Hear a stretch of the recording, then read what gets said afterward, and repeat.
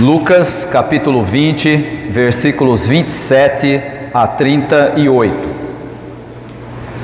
Alguns dos saduceus, que dizem não haver ressurreição, aproximaram-se de Jesus com a seguinte questão: Mestre, Moisés nos deixou escrito que se um homem morrer e deixar mulher, mas não deixar filhos, o irmão desse homem deverá se casar com a viúva e gerar descendência para o seu irmão.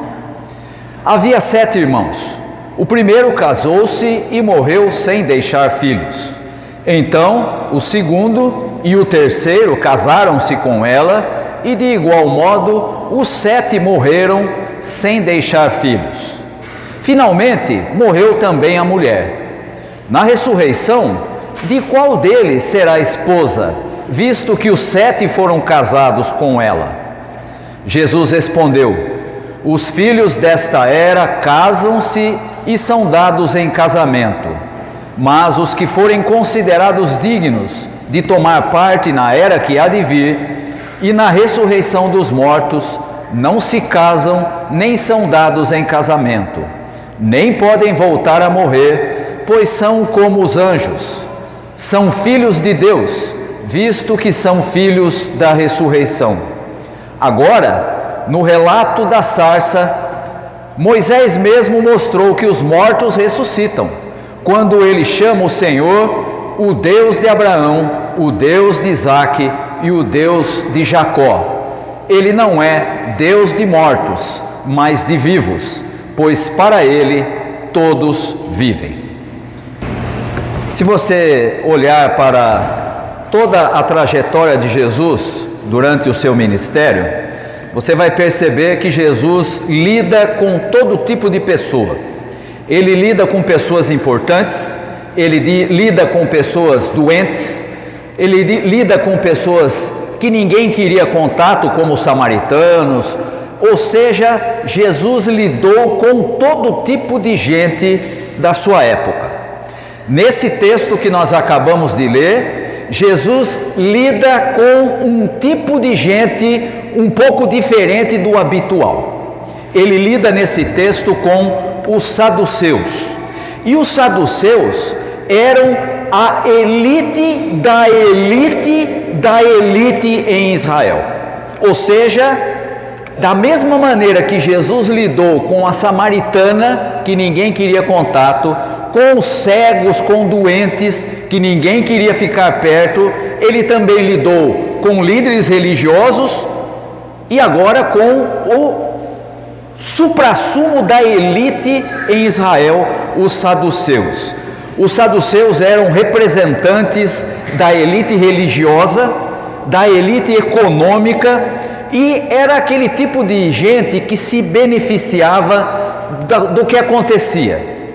Há uma expressão, uma comparação que se faz hoje em dia e que é muito aplicada na política, que pode nos ajudar a entender quem eram os saduceus.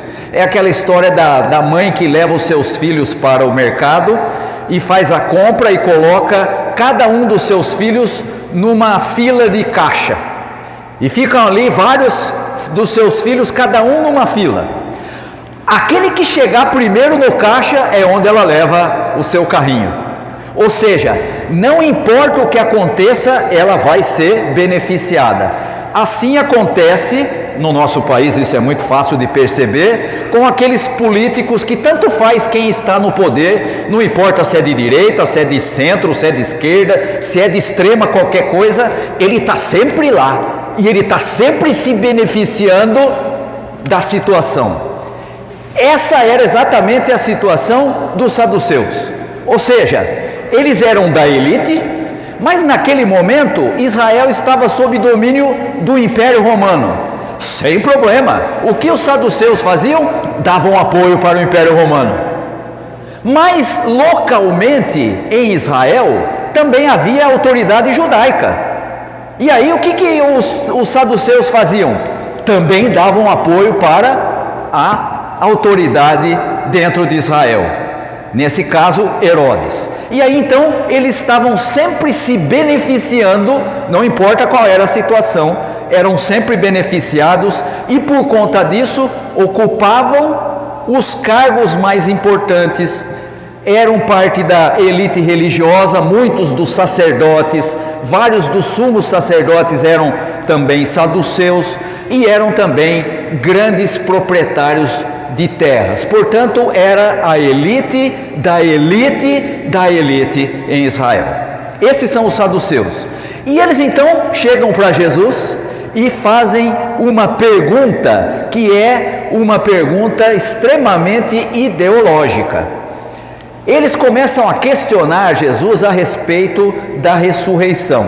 Isso porque na tradição dos saduceus eles não aceitavam a ressurreição e por conta disso entendiam que a ressurreição seria algo prejudicial para eles como grupo.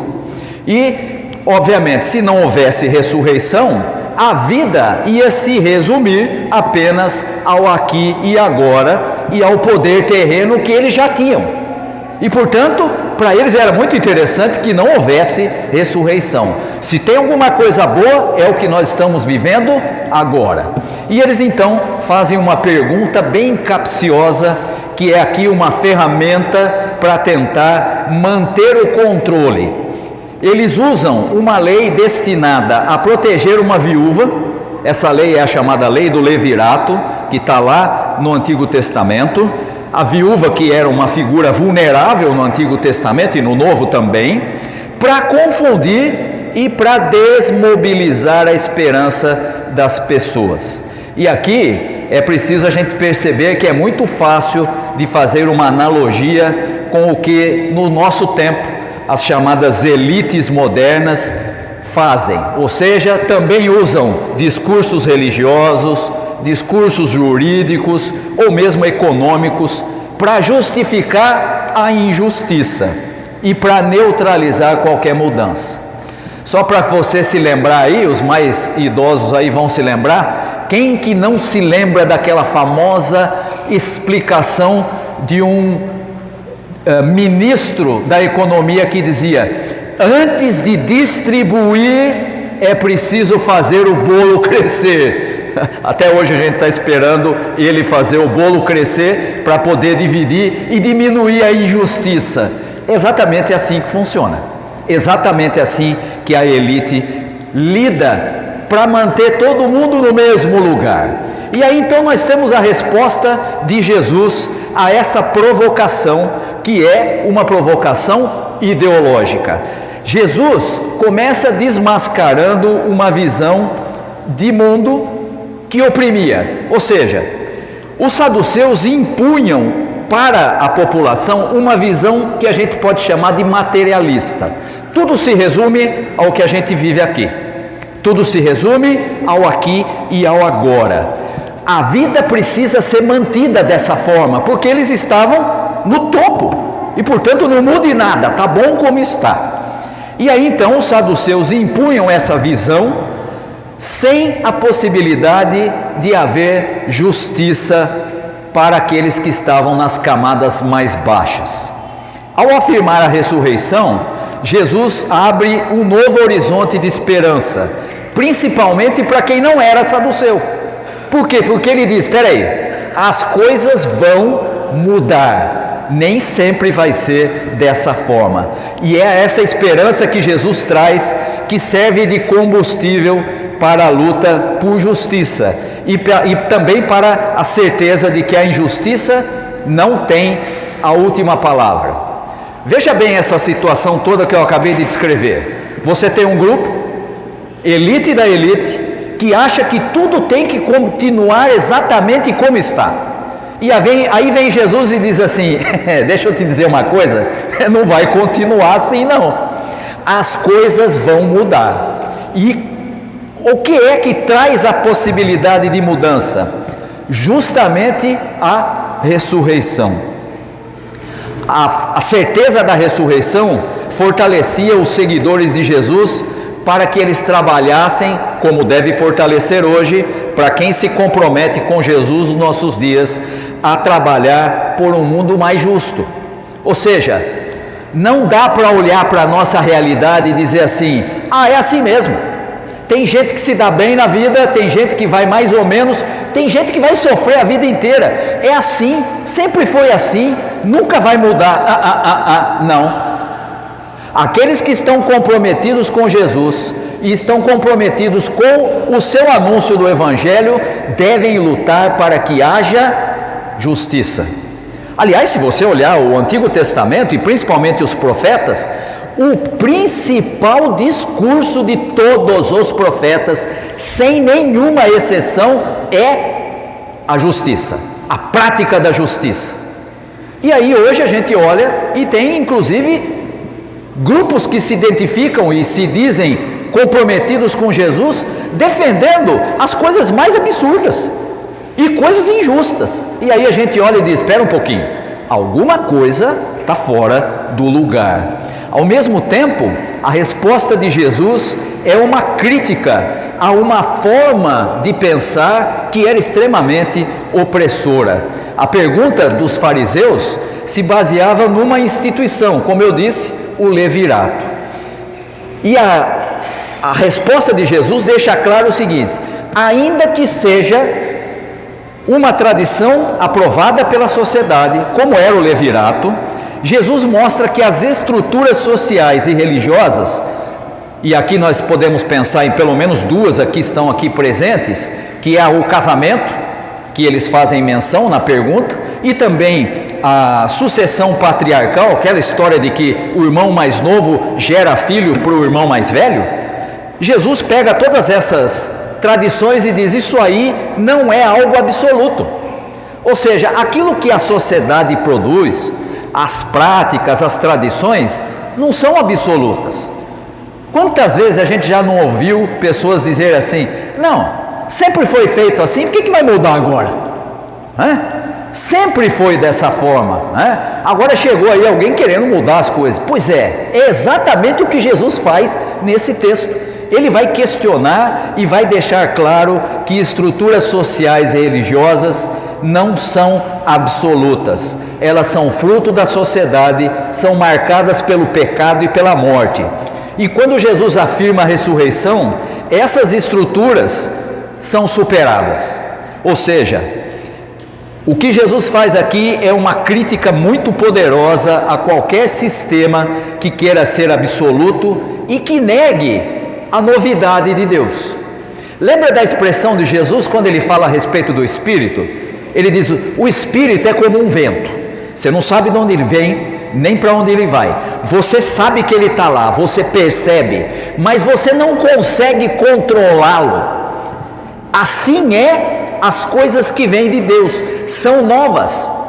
Paulo diz isso num texto que nós repetimos com frequência na igreja, Os que estão em Cristo são nova criatura, as coisas antigas passaram, e eis que tudo se fez novo. E aí a gente olha: não, a gente gosta das coisas velhas. Não, coisas velhas podem ser superadas. E aqui Jesus critica qualquer sistema que queira ser absoluto e que negue essa novidade que vem de Deus. Mas o ponto central desse texto está na afirmação de Jesus lá no finalzinho. Lá no versículo 37, ele diz assim: Deus não é Deus de mortos, mas de vivos. Essa é a chave central desse texto. Jesus está afirmando a realidade e a importância da vida plena. A ressurreição, todos sabemos isso e comemoramos aqui quando celebramos a Páscoa, é a vitória definitiva da vida sobre a morte. Em outras palavras, tudo o que mata na história, a fome, a exploração, a violência, a exclusão e qualquer outra coisa que traga a morte, é uma força de morte e, portanto, é contra Deus. Ah, não, mas espera aí, você tem que levar em conta que hoje em dia tem gente que não é lá grande coisa. É promotor de morte? É contra Deus. Não importa qual seja a explicação que você queira dar e como você queira dourar a pílula para dizer e defender algo que promove morte. Não tem como. todas as forças da morte são contra Deus. E a luta contra essas forças é uma luta pela vida, é uma participação no Deus da vida. E é isso que Jesus está dizendo quando ele afirma: Deus não é Deus de mortos, mas de vivos. Se Deus é o Deus de Abraão, de Isaac e de Jacó, e portanto o Deus dos patriarcas, ele é também o Deus de todos aqueles pequenos com quem Jesus conviveu e ainda convive e ainda alcança nos nossos dias. Ele é aquele que está ao lado de todos os que, ainda que para a sociedade sejam mortos socialmente e que sejam explorados e perseguidos pelos poderes deste mundo, Jesus diz: esses são meus. Deus não é Deus de mortos, Deus é Deus de vivos. E esses todos que foram alcançados pela mensagem de Jesus são declarados vivos para Deus. A sua dignidade não lhes é roubada pela opressão. São sujeitos da história e sujeitos da salvação. E aí então a gente começa a entender por que a justiça, lá pregada pelos profetas no Antigo Testamento, é parte do ensino de Jesus. A ressurreição, que Jesus está dizendo aqui, defendendo, implica em juízo. Ou seja, a certeza de que Deus fará justiça, e isso está aí no seu versículo 35, fará justiça aos que são dignos de tomar parte na ressurreição, na vida que virá. Deus é aquele que vai promover a justiça, ainda que vivamos num mundo injusto. Sabe por quê? Porque Ele é um Deus de vivos e não de mortos. E a prática que leva à justiça nos nossos dias, quando realizada pela comunidade de fé, quando promovida pela comunidade de fé, é uma antecipação daquilo que Deus vai fazer quando a justiça será plena na ressurreição. Quando olhamos para esse texto, podemos concluir que ele é mais do que um debate abstrato a respeito do além, de como vai ser o céu, de como vai ser casamento, esse tipo de coisa. Pelo contrário, ele é um texto em que Jesus, de maneira explícita, mostra que a ideologia daquela classe dominante da época, os saduceus, precisava ser criticada. E ele a critica e desmonta essa ideologia para deixar claro que ela não prevaleceria. Por isso, a defesa da proclamação de Deus como Deus da vida, o que valida a luta histórica contra tudo que causa morte e causa desumanização. Hoje em dia tem muita gente que acha que a igreja não deve se envolver com nada que não seja interno. Nada mais contrário ao que Jesus ensinou. A igreja que não se posiciona contra aquilo que promove morte, está concordando com isso. E a igreja precisa receber a proclamação que Jesus faz de Deus como Deus da vida. E finalmente a ressurreição se torna, nesse texto, a garantia final da libertação integral. Ainda não estamos livres nem de opressão, nem de dominação, não estamos livres de uma sociedade que ainda traz desigualdade, mas o texto nos mostra e nos afirma que a luta pela justiça nesse mundo não é em vão, porque o Deus dos vivos já está atuando na história para trazer a plenitude de vida a todos os seus filhos. Disse lá no início e retomo: Jesus lidou com todo tipo e toda classe de pessoas. Com a mulher samaritana que estava com sede, ele disse: darei a você uma água que nunca mais você vai ter sede. Com aquele religioso que estava interessado em saber como ser salvo, ele diz: você precisa nascer de novo. E aqui, com os grandes poderosos da época, ele deixa claro: a sua injustiça vai acabar. O reino de Deus é um reino de justiça, é um reino de igualdade. Que possamos celebrar o Deus da vida, o Deus que nos chamou para sermos testemunha nessa geração em que vivemos. Que Deus nos abençoe. Amém.